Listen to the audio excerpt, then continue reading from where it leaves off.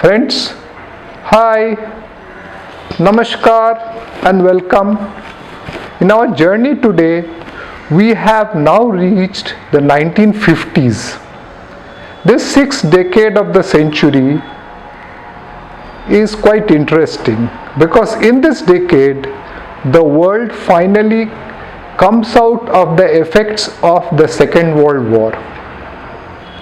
The economies started picking up, and there is good advancement in the field of science, sports, entertainment, etc.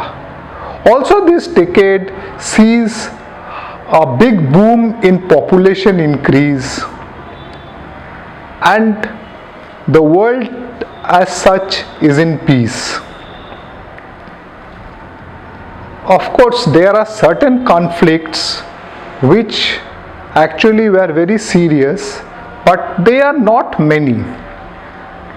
This decade also sees the demand for the African colonies of the European countries for their independence, and before the decade finally comes to an end, many of the countries gain their independence. This decade also marks the beginning of the Cold War between the communist bloc and the capitalist bloc. With this sort of a background, let us see how events of this decade unfold. Let me first start with India. India, after the partition and its aftermath of influx of refugees and riots, is slowly coming out of that, and in the 1950s Indian economy starts doing well. First in 1950, on 26 January 1950 precisely, India declares itself to be a republic, and the constitution also comes into effect. Then comes the first 5-year plan, which is from 1951 till 1956. These 5-year plans were implemented for economic development of the country, and the second 5-year plan also follows the first 5-year plan from 1956 onwards. 1952 sees the first general elections in independent India. India is the largest democracy in the world, and it is a big task to conduct an election efficiently. The election commission comes out with flying colors, ably led by the chief election commissioner Sukumar Sen. Also in 1952, India registers its first test cricket win against England. This comes after a 20-year period. Remember, India started playing test cricket in 1932. India's first hydroelectric project, the Wakranangal project, which started in the late 40s, had its major construction done in the 1950s. Though the project was inaugurated in early 60s. But the major work was completed in the 50s. Also in 1955, Satyajit Ray releases his first and most iconic film, Pather Panchali, which is acclaimed and awarded all over the world. Moving on from India, let us quickly go to the immediate neighbors, Pakistan. Pakistan struggles a bit in this decade. The creator of Pakistan, Muhammad Ali Jinnah, does not live to see the 1950s. But in 1951, the Pakistani Prime Minister Liaquat Ali Khan is assassinated. Then in 1952, 21st February, the students of Dhaka University organize a massive rally, and thousands of people participate in that rally.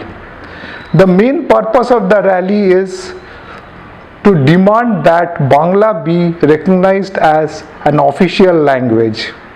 The authorities come down heavily on the meeting and open fire, resulting in death of 6 and injuring hundreds. Although the point gets suppressed at that point of time, it remains open, and it was one of the issues when Bangladesh was created in the 70s. Then in 1956, the Constituent Assembly of Pakistan passes a resolution and declares Pakistan as an Islamic state. From 1947 till 1955, Pakistan was a secular country. In 1958, General Ayub Khan, the commander-in-chief of the Pakistan Army, seizes power through a military coup and within a month declares martial law in the country. By the end of the decade, Pakistan, from being a secular democratic country, gets converted into a military dictatorship, rather an Islamic military dictatorship. Moving on from Pakistan to Tibet now. In 1950, People's Republic of China annexes Tibet.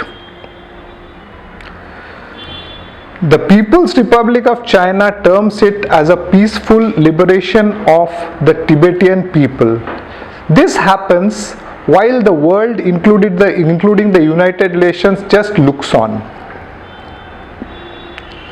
Dalai Lama, the religious leader of the Tibetan people, flees Tibet and comes to India. Until date, he is residing in India. Tibet has now been completely incorporated into the People's Republic of China.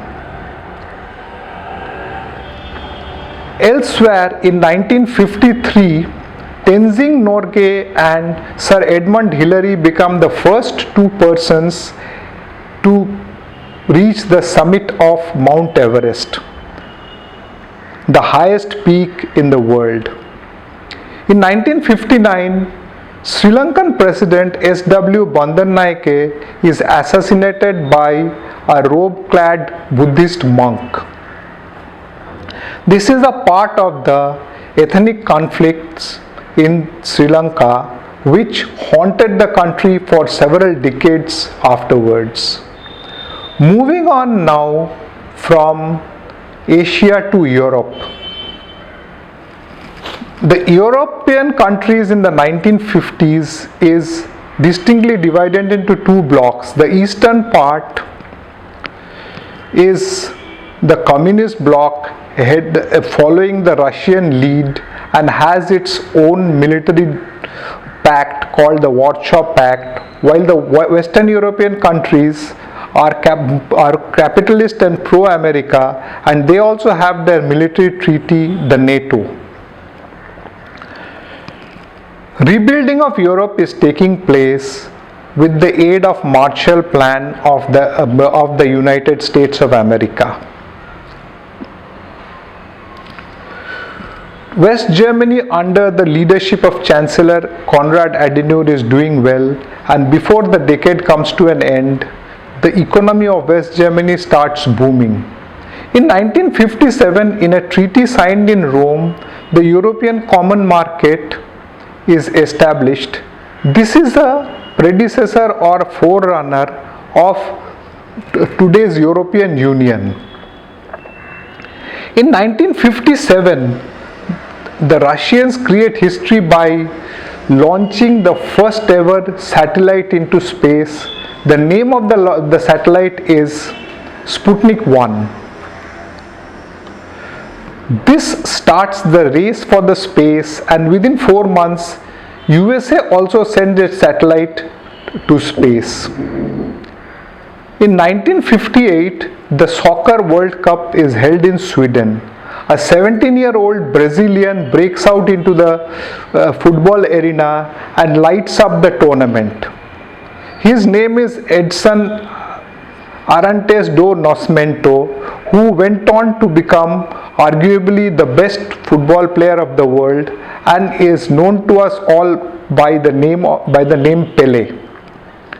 Moving on from Europe we travel to the United States of America. The United States of America at that point of time is the most developed economy of the world. Inflation rates are low, science and technology and entertainment fields are booming. Even then, in 1950, President Harry Truman